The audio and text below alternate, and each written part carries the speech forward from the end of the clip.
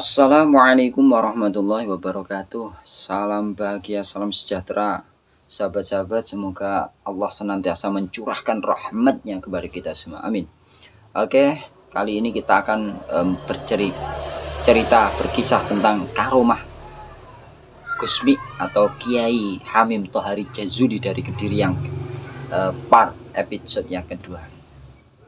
Jadi karomah Gusmi selanjutnya, yakni beliau bisa membelah diri di dua tempat. Kisahnya begini, ketika Gusmi berkunjung di salah satu santrinya, rumah santrinya atau rumah temannya, kurang kira ya, itu beliau berada di dalam rumah dan tidak memberitahukan kepada siapa-siapa, atau gampangannya itu menyembunyikan Gusmi. Nah, hal itu didengar oleh orang Madura. Aku kepengen ketemu Gusmi nah, yang ingin sekali bertemu, tapi dilarangnya, ndak usah, jangan, Gusmi tidak ingin ditemui. Sampai beberapa kali orang yang ingin bertemu Gusmi selalu dikatakan bahwa Gusmi tidak ingin diganggu, ingin di kamar saja. Nah, beberapa waktu kemudian Gusmi yang masih berada di rumah santrinya tadi atau temannya sudah 3 bulan di situ, ternyata awakmu aja ngapusi, orang yang dikatakan tidak boleh bertemu dengan Gusmi. Aku eroh Gusmi ning Madura. Jarimu ning nggonmu. Aja ngapusi kowe lek Gusmi ora metu-metu, jare ning omahmu ae. Itu. Jadi orang tersebut memarahi atau melapor bahwa dia tahu atau bertemu dengan Gusmi di Madura. Wallahu a'lam bishawab. Berarti Gusmi berada di rumahnya orang atau santrinya atau berada di Madura. Wallahu a'lam bishawab. Itu salah satu karomah beliau. Kemudian karomah selanjutnya, yakni Gusmi bisa merubah alkohol atau minuman keras menjadi air mineral. Luar biasa sekali, sahabat. Jadi kisahnya ketika di suatu tempat orang-orang pada mabuk ya, atau di suatu toko ya, di situ banyak orang-orang mabuk dan Gusmi datang untuk mengadu seberapa kuat. Akhirnya pemabuk dan Gusmi adu kekuatan atau akeh-akehan ngombe, kalau kasarannya akeh-akehan ngombe. Dan ternyata benar saja, semuanya minum, Gusmi minum. Kemudian sing pemabuk minum, sampai para pemabuk di situ teler semuanya. Teler gak kuat. Tapi Gusmi biasa-biasa saja. Ndak ada efeknya seakan-akan. Nah, setelah kejadian itu selesai atau semua pada pergi, lah si toko, si pemilik pedagang itu ngeringkesi botol-botol itu yang berserakan. Kemudian kan merasa heran, kenapa Gusmi tadi tidak ada efeknya meminum minuman alkohol sebanyak itu.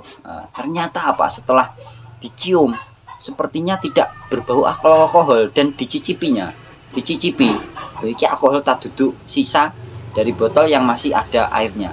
Ternyata rasanya anyep biasa seperti air mineral. Itulah kelebihan dan merupakan karomah daripada Gusmi.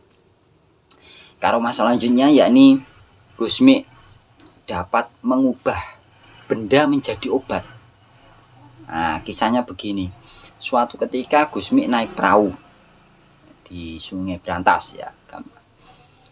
Di situ terlihat ada seseorang yang lari ingin menyeberang sungai, ingin mencari obat karena istrinya sedang sakit, yang sakitnya sangat luar biasa katanya, saking bingungnya. Akhirnya ingin menyeberang sungai, dan setelah bertemu dengan Gusmi tadi, Gusmi melarang, ndak usah menyeberang, tidak usah menyeberang sungai. Ini akhirnya Gusmi ternyata buderi kelempung tanah liat, diunderi, bunder-bunder ini loh, dibunderi ini. Setelah bunderan ini kemudian dikasihkan kepada orang ini minumkan kepada istrimu sebagai obat ya. Nek engko istrimu kok gak sembuh, gak waras, aman balik rene seneni aku tak enteni ning kene, tak tunggu ning kene. Nah, setelah itu akhirnya karuan saja orang itu pulang dan tidak pernah kembali ke situ. Berarti kan waras sembuh. Luar biasa sekali, masya Allah. Kemudian karomah Gusmi selanjutnya yakni ngeri ya, bersama harimau. Jadi Gusmi itu tidak dimakan harimau, padahal ada harimau. Kisahnya ketika masih bayi, ketika masih balita, Gusmi itu diajak sang ibunda pergi ke kebun, ya, pergi ke kebun. Kemudian Gusmi diletakkan di bawah karena mungkin kan disambi tandan gawe ya. Nah, tiba-tiba ternyata ada seekor harimau muncul yang membuat kaget sang ibu. Ibunya Gusmi kaget, bukan kepalang melihat itu. Saking takutnya, gemetar, akhirnya lari terbirit-birit, lari tunggang langgang dan lupa membawa Gusmi yang masih kecil tadi. Akhirnya setelah sampai jauh, ibu tersebut baru teringat bahwa dia meninggalkan bayinya yakni Gusmi. Ya. Dia berharap supaya Gusmi tidak dimakan harimau tadi. Akhirnya akan kembali melihat kondisinya, dan apa yang dilihatnya sungguh di luar dugaan, bahwa Gusmi itu malah justru kukune Gusmi itu didilati karo dijilati sama harimau. Tidak dimakan, justru seakan-akan harimau itu menjaga Gusmi. Luar biasa, subhanallah, subhanallah. Oke, selanjutnya karomah Gusmi adalah mampu atau bisa menyembuhkan penyakit lumpuh atau anak yang belum bisa berjalan, yang berusia 9 tahun. Kisahnya begini, di dekat pondok itu ada yang namanya Pak Adelan ya. Pak Adelan itu biasanya menitipkan makanan atau jajanan di pondok pelosok. Nah, Pak Adelan ini mempunyai keponakan yang umurnya 9 tahun dan belum bisa berjalan. Sudah kemana-mana, ke kiai, ke tabib, ke dokter, sudah usaha semaksimal mungkin. Namun belum satu kiai yang didatanginya yakni Gusmi. Karena memang Gusmi sulit sekali ya datangi. Dan pada saat itu melihat Gusmi ada di teras rumah sambil duduk santai-santai. Nah, tanpa pikir panjang langsung Pak Adelan ini sowan Gusmi dan mengutarakan apa yang menjadi keluhan beliau. Setelah diceritakan yang menjadi unek-unek dan minta pertolongan bahwa Gus nyuwun barokah doa nih, keponakan saya sakit. Loh, Gusmi justru malah bilang begini, loh, lah apa dukun? Boten Gus, kula nyuwun barokah doa panjenengan. Jawab Pak Adelan. Ya wis, ngene. Tapi ngene nek ana siji syarate ya. Engko nek wis tak nyambani, awakmu aja cerita-cerita uwong. Ya, aja cerita ngomong-ngomong uwong nek aku durung mati. Oleh cerita nek aku wis mati. Soale engko nek awakmu kok cerita, ya, cerita-cerita uwong berarti ponakamu waras, awakmu mati. Ngono. Akhirnya nggih Gus. Nah, itu syarat dari dari Gusmi tadi. Dilarang bercerita kepada siapapun. Nah, akhirnya setelah dikatakan begitu, akhirnya oh ya wis lek ngono awakmu goleo, carilah semut ireng. Kemudian suapno ning gone, dulangno ning gone ponakanmu iku mau. Akhirnya bergegas pulang dan Pak Adlan pun juga mencari semut ireng atau hitam. Setelah ketemu langsung disuapin atau didulangkan kepada keponakannya yang sakit tadi, yang belum bisa berjalan. Nah, setelah beberapa saat, mungkin 1 jam lah, kemudian Pak Adlan melihat ponakannya di tempat tidur tidak ada. Dia mencarinya, ternyata wis nimbo banyu ning sumur.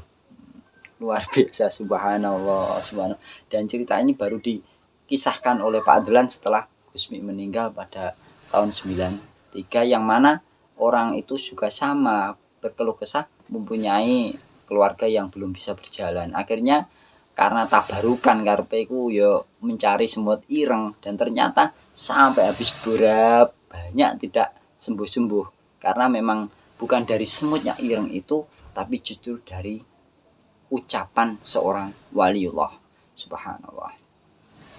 Kemudian kisah selanjutnya yang merupakan daripada karomah Gusmi adalah di dalam mulut Gusmi itu bisa terlihat lautan yang sangat luas. Ceritanya ketika beliau pergi ke bar klub, ya, di situ beliau juga ikut minum alkohol bersama para pemabuk. Nah, para pemabuk itu pun melihat, loh Gus, loh jenengan sampean apa jenengan kok melu mabuk Gus, melu ngombe alkohol, kan wis ngerti lah iku haram, gak oleh. Jawab Gusmi enteng, aku ora ngombe, ning aku mung tak guak ning laut. Kok iso lho wong jelas-jelas mbok ombe, mbok minum lho Gus, kok jare mbok guak, mbok buang ning laut. Nah, lek ora percaya iki deloken. Nah, akhirnya Gusmi mangap. Deloken. Nah, kontan saja semuanya terheran-heran bahwa di dalam mulut Gusmi itu terlihat lautan yang sangat luas. Dan memang benar apa yang dikatakan Gusmi, bahwa beliau tidak meminum tapi justru membuang alkohol yang seperti seakan-akan diminumnya tadi. Subhanallah, wallahu a'lam bishawab. Semoga kisah ini karomah beliau Gusmi bermanfaat. Kurang lebihnya mohon maaf, wallahu a'lam bishawab. Wassalamualaikum warahmatullahi wabarakatuh. Jangan lupa bahagia.